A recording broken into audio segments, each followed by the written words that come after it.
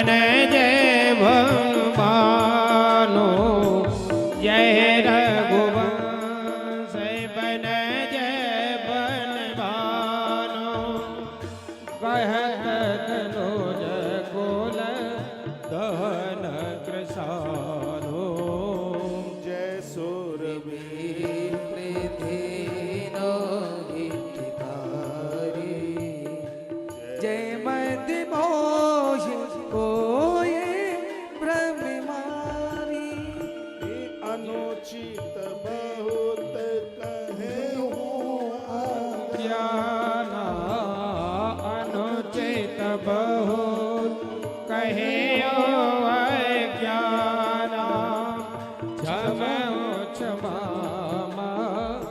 मेरे भाता अनुचित बहुत कहे अज्ञाता क्षमो क्षमा तेरे दो माता करहूँ कहा मुख एक प्रशंसा करो एक प्रशंसा जय महेश मन मानस हंसा करो करहूँ कहा प्रशंसा जय महेश मन मानस हंसा जय रघुवंश मन जे भानु गहने धनुज कुल दहन कृसार बोलिए रामचंद्र भगवान की जय भगवान परशुराम कहते हैं कि सूर्य कुल के सरोवर में भगवान साक्षात कमल स्वरूप हैं, ब्राह्मण और गायों के आप रक्षक हैं, आप क्षमा के मंदिर हैं, हमने गलती की है तो कहने लगे। भगवान परशुराम ने अपनी 4 कला भगवान राम को दे दी।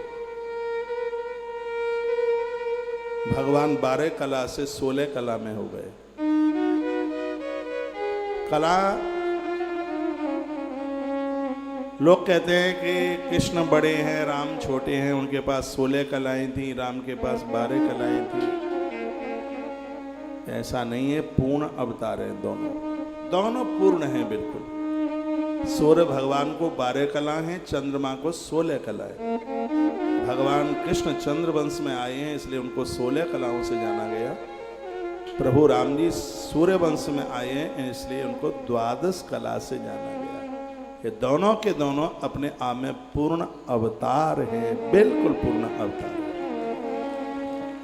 कही जय जय रघुकुल के तू भृगुपति गए बने तपे। वहीं से वो सीधे महेंद्राचल पर्वत के लिए चले गए भगवान श्री परशुराम जी। और रामायणों में ये कथा तब आती है भगवान परशुराम जी की, जब भगवान श्री राम जी माता जानकी की विदाई करके लेके जा रहे थे तो वहाँ परशुराम रास्ते में आ गए। लेकिन यहाँ गोस्वामी जी ने पहले ही बुला लिया है। क्यों बुला लिया पहले? कि सरकार की विदाई होवे तो रास्ते में कोई व्यवधान नहीं आना चाहिए। व्यवधान है वो सब पहले ही आ जाए तो ठीक है। इसलिए भगवान परशुराम जी को यहाँ पहले बुला लिया। वाल्मीकि रामायण और भी ग्रंथों में एक कथा आती है कि जब प्रभु जा रहे थे तो भगवान परशुराम ने कहा रुकिए मेरे साथ में युद्ध होगा। वहाँ भी भगवान ने बड़ी प्रार्थना की क्या तो धनुष चढ़ाइए। राम जी ने धनुष चढ़ा दिया। परशुराम जी ने कहा नहीं उतारिए। तो भगवान ने कहा रघुवंशी का धनुष चढ़ गया है, प्रत्यंचा चढ़ गई है, वो कभी उतरती नहीं है। राम बोले अब तो तुम बताओ कि बाण मैं कहाँ छोड़ूं। तब भगवान परशुराम ने कहा भगवान वैसे तो मैंने जानकर किसी को मारा नहीं, लेकिन सामूहिक हत्या में कोई निरपराध ही लोग भी मर गए होंगे, तो जिसका अपराध मुझे भी लगा होगा, जहां भी कहीं मेरा पाप इकट्ठा हुआ हो तो इस बाण को छोड़ करके आप मेरे अपराध को जला करके खत्म कर दीजिए। भगवान प्रभु श्री राम जी ने ऐसा ही किया। इधर मानस के अनुसार धनुष टूट गया धनुष टूटने के बाद अब क्या होना है? टूटत ही धन भयो विवाहु सुर नाग विदित सब का। श्री विश्वामित्र जी ने कहा राजन स्वर, श्री विश्वामित्र जी ने कहा राजन वैसे तो धनुष टूटा, विवाह तभी हो गया, लेकिन लोक मर्यादा के लिए आप एक चिट्ठी लिखें। बजा आप चिट्ठी भेजिए अवध में, जहां से महाराज बारात लेकर के आए, और मंडप के नीचे विवाहो दूत अवधपुर पठबहु जाई 286 आने ही नृप दशरथ ही बुलाई। बड़ी सुंदर सी चिट्ठी लिखी गई, 2 दूतों को चिट्ठी दी गई, और चिट्ठी लेकर के अयोध्या की तरफ चले। जैसे उन्होंने अवध में प्रवेश किया तो गोस्वामी जी ने वर्णन किया है कि अवध और जनकपुरी एक ही जैसी लग रही थी। महाराज सभा में बैठे हुए थे, उसी समय दोनों दूत पहुंचे, चरणों में वंदन प्रणाम किया, चिट्ठी आगे निकाल करके दी। गोस्वामी जी ने लिखा है 289 के नीचे तीसरी चौपाई में बड़ी अद्भुत बात लिखी। कहा करी प्रणाम तीन पाती दीनी, करी प्रणाम तिने पाती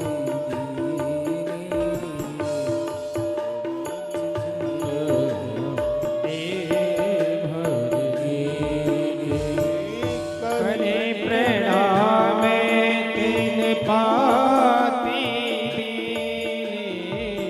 करे प्रणाम तिन पाती दीनी, मुदित महेप आप ओट देने, कर प्रणाम तिने पाती दीनी। दोनों दूत चल करके आए, उन्होंने प्रणाम किया और पत्रिका को दे दिया निकाल करके। महाराज दशरथ ने चिट्ठी खोली, बार बिलोचन बांचत पाती। चिट्ठी को पढ़ते ही आंख में आंसू आ गए। तुलसी बाबा ने लिखा है कि चिट्ठी उनको खट्टी और मीठी दोनों प्रकार की लगी। खट्टी क्या लगी इसमें? भगवान परशुराम का आगमन हुआ। महाराज दशरथ तो जानते हैं कि उनके कोप को कौन संभालेगा। एक खट्टी लगी, उसमें लिखा था कि भगवान परशुराम आए। और मीठी क्या लगा? क्या मीठी लगी? पाषाण की शिला अहिल्या बनकर भगवत धाम के लिए चली गई। धनुष पुत्र ने तोड़ा, गले में जयमाला डली, ये शहद से भी मीठी लगी। गोस्वामी जी की होशियारी देखिए। बार विलोचन बांचत पाती, पुलक गात आई बरसाती, राम लखन और करवर चीठी, रहे गए कहतन खाटी मीठी। 2 तरह का उन्हें स्वाद मिला। भरतलाल जी कहीं खेल रहे थे, तो भरत जी खेलते खेलते आए और आके कहने लगे तात कहाँ थे पाती आई। भरतलाल जी कहने लगे पिताजी चिट्ठी कहाँ से आई है। महाराज दशरथ ने पूरी बात बताई। भरत और शत्रुघ्न अति प्रसन्न हुए। महाराज दशरथ सीधे रनवास में गए और अपनी पत्नियों को जाकर के कहा कि बेटा राम ने धनुष तोड़ा है, कंठ में जयमाला पड़ी है, माता उत्सव मनाने लगी। आपका ध्यान थोड़ा सा कथा की तरफ हो तो आनंद आ जाए। हम दोहा नंबर 291 के नीचे पहुंच गए। महाराज दशरथ पुनः सभा में आए और उन दूतों को कहा कि इस चिट्ठी में लिखा क्या है, एक बार तुम पढ़ के सुना दो। तो दूतों ने कहा राजा साहब 3 बार तो आपने हमारे सामने पढ़ लिया, अब हमसे क्यों सुनना चाहते हो। तो महाराज दशरथ कहने लगे कि इस चिट्ठी को पढ़ने में उतना आनंद नहीं आता, इस चिट्ठी को जितना के सुनने में आनंद आता है। चिट्ठी क्या है? राम के चरित्र ही तो चिट्ठी है। राम जी की कथा को शायद पढ़ने में उतना आनंद नहीं जितना कि राम जी की कथा को सुनने में जितना आनंद आता है। इसलिए एक बार इसको सुनाइए। दूतों ने हाथ में पत्रिका ली, पूरी सुनाई, राम लक्ष्मण के बारे में बताया। तो दशरथ राजा ने कहा रुकिए, क्या तुमने मेरे दोनों पुत्रों को देखा था? दूतों ने कहा, हाँ राजा साहब, हमने अपनी आंखों से उन दोनों को देखा। तो ये बताओ कि मेरे पुत्र तुम्हें कैसे लगे? हर कोई अपनी संतान की बड़ाई सुनना चाहता है। महाराज दशरथ की आंख में आंसू आ गए।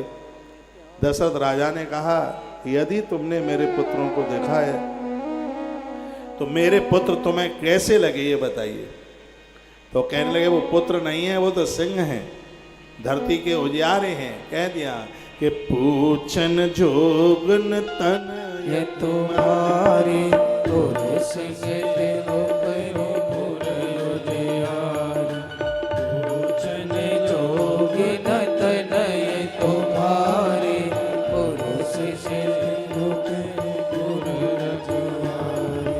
पूछन जोगी न तन ये तुम्हारे पूरे सिंह दिलो पूरे उजियार।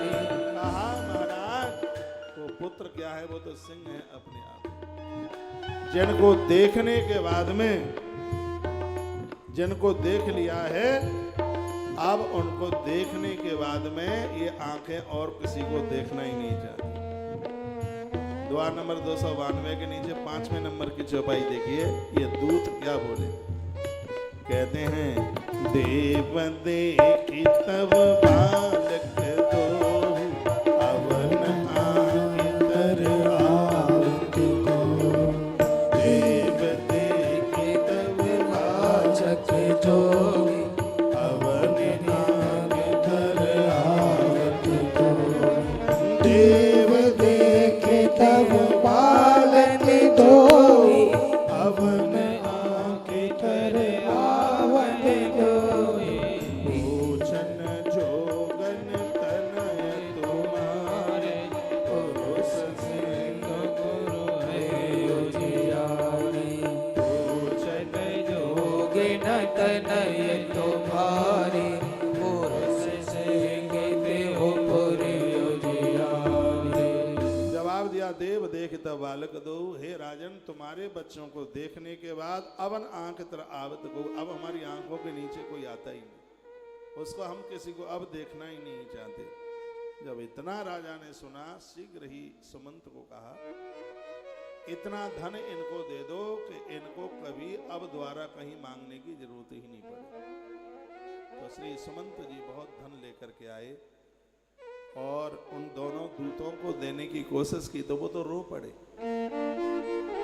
उन्होंने कहा, राजा साहब, हम नौकर चाकर जरूर हैं, लेकिन धर्म मर्यादा को जानते हैं।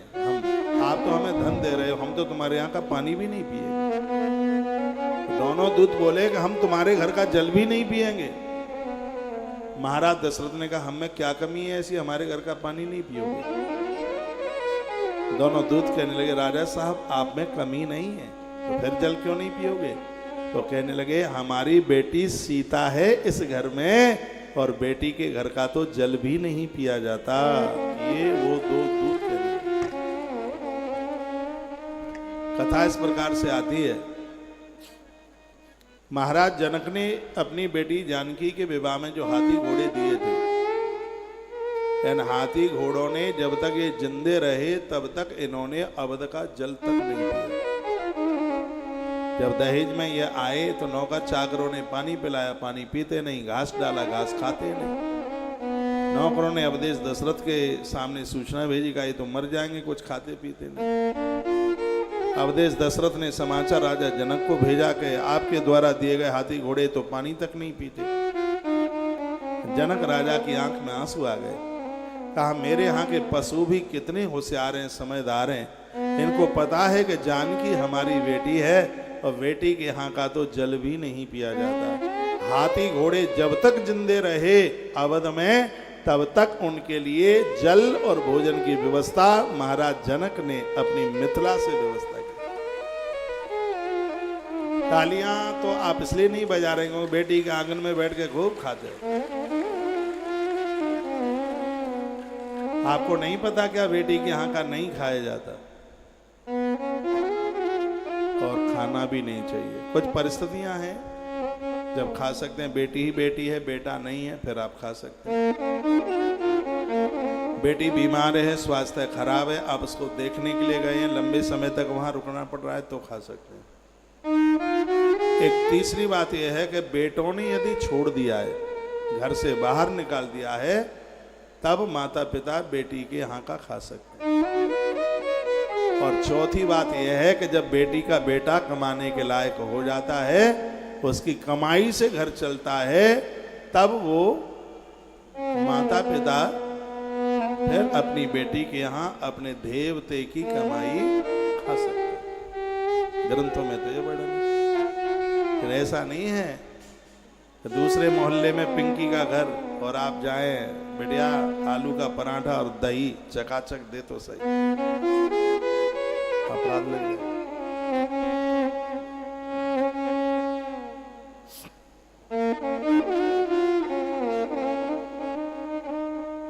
बड़ी अद्भुत बात कही। तत्पश्चात दोनों दूतों ने कहा, राजा साहब आप देर ना करें, बारात तैयार करें और प्रस्थान जल्दी से।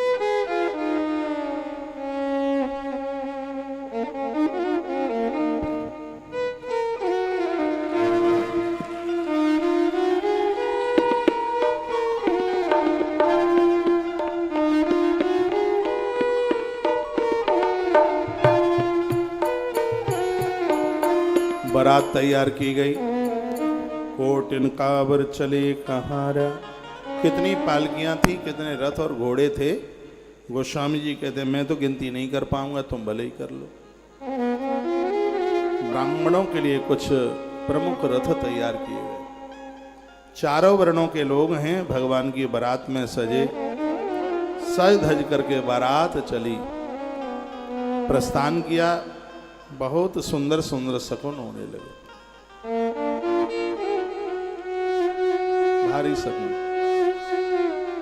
कोई मिट्टी के भरे हुए बर्तन सामने से लेके दिखाई दिए, दाहिने हाथ पर कागा दिखाई दिया, मृगों की झुंडता दिखाई दी, श्यामा चिड़िया वृक्ष के ऊपर बैठी थी, माताएं दही की मटकियां लेके आ रही थी, ब्राह्मण लोग माथे पर चंदन लगाए हुए, तिलक लगाए हुए, हाथ में कर पुस्तक दोई, दोनों हाथों में ग्रंथ लिए हुए, और होशियार वेद पाठी ब्राह्मणों का दर्शन किया। 3 तरह की हवा चल रही थी, शीतल, मंद और सुगंध। ये शुभ शकुन है यात्रा के लिए। ये जितने शकुन थे वो सब एक साथ हुए। तत्पश्चात वहां पहुंच गए जहां पर गुरुदेव विश्वामित्र जी रुके हुए थे। दशरथ वहां पहुंचे। राम लक्ष्मण ने पिता के चरणों में वंदन प्रणाम किया। भगवान शंकर कहते हैं, देवी जिस घोड़े को तैयार किया गया था प्रभु राम के लिए, जिस पर प्रभु राम बैठे, जेहि बरबाज राम असवारा। दोहा नंबर 316। जिस पर प्रभु श्री राम जी सवार होने वाले थे, ते ही शारदहु न वर्ण ही पारा। इस घोड़े का वर्णन तो मां शारदा भी नहीं कर सकती, इतना विशेष अश्व घोड़ा जिस पर राम जी बैठे थे। तो यहाँ चौपाई में लिखा है कि एक देवता ने कहा कि आज मेरी 15 आंखें धन्य हो गई प्रभु का दर्शन करके। आप बता सकेंगे कौन सा ऐसा देवता है जिसकी 15 आंखें धन्य हो गई? हाँ? भगवान भोलेनाथ महादेव। तो 5 मुख हैं, उनके एक एक मुख में 3-3 नेत्र हैं। तो गोस्वामी जी ने लिखा है कि शंकर राम रूप अनुरागे, नयन 5-10 अति प्रिय लगा। उनको इतना बढ़िया लगा कि मेरी 15 आंखें धन्य हो गई। एक और देवता है जिसने प्रभु राम के दर्शन किए, लेकिन वो रोने लगा। वो कहता है कि शंकर के पास तो 15 आंख थी, लेकिन मेरे पास तो 8 ही रह गई, मैं घाटे में रह गया। 8 आंख वाले कौन से देवता हैं? विधाता ब्रह्मा, ब्रह्मा जी, ब्रह्मा। वो सोच रहे हैं कि हम तो क्या करें, कम में ही रह गए। लेकिन एक देवता ऐसा है वो बड़ा खुश हो रहा था। तो कहता है ब्रह्मा जी से 1.5 गुनी तो मेरी है,